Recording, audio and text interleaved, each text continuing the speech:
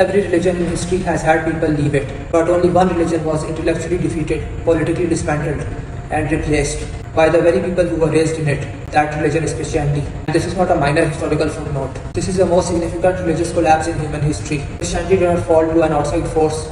It didn't fall to a rival religion. It fell to its own apostates. People who were baptized, raised in the church, educated in Christian institutions, and then turned around and built the secular liberal framework that governs the entire world today. No other major religion has had this happen to it. Not even close. And that should tell you something profound about Christianity itself. Let's be precise about what we are talking. The Enlightenment, the intellectual movement that dethroned Christianity from European public life, was not built by outsiders. It was built by people who came from within Christian tradition, raised in it, educated by it, and then systematically dismantled it. They didn't just leave quietly, they constructed an entire alternative worldview, one built explicitly on rejecting Christian authority, Christian morality, and Christian metaphysics. And that worldview took over from Christianity. It didn't just win in Europe, it became the global default. The secular liberal framework that every country on earth now has to negotiate with came from Christianity's own apostates. Think about what that means. Christianity spent over 1,000 years as the dominant civilizational force in the West.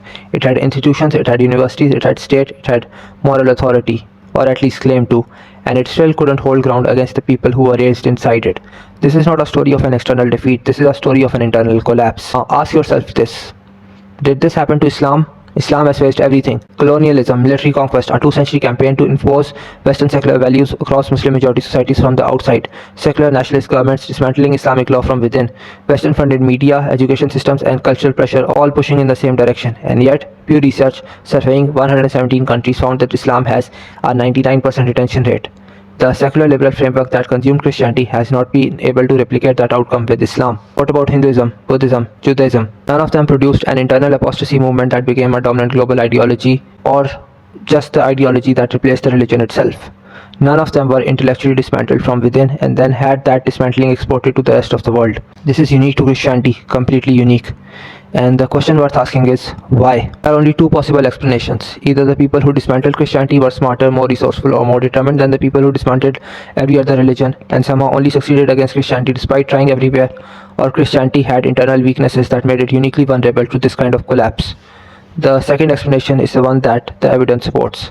A religion that cannot answer the hard questions from within its own tradition, that cannot hold its intellectuals, its philosophers, its educated class, is a religion with a foundational problem. Not a political problem, not a cultural problem, a rational one. Islam has doubters from within, every religion does, but Islam has the intellectual architecture to answer those questions. The Quran, the Hadith, the scholarly tradition, these are not institutions that crumbled when serious questions were asked. They are the reason that after 14 centuries, including 2 centuries of direct Western assault, the retention rate is 99%. Christianity does not have that architecture, and its own history proves it. When Christians come to Muslims talking about apostasy, remember this. The secular world they are both living in, the world that tells you religion is irrational, that God is a myth, that morality is relative, that world was built by Christianity's apostates. Islam did not produce that. Hinduism, for that matter, did not produce that. Buddhism did not produce that. Christianity produced it from within, and then couldn't stop it from spreading. This is not a minor criticism of Christianity. That is a fundamental verdict on its intellectual foundations. A religion that can be dismantled by its own educated class and replaced with a godless alternative is a religion that has no foundation.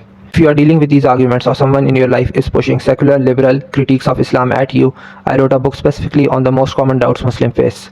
The link is in the description. It will give you the answers you need. Subscribe if this video gave you something. There's a lot more coming.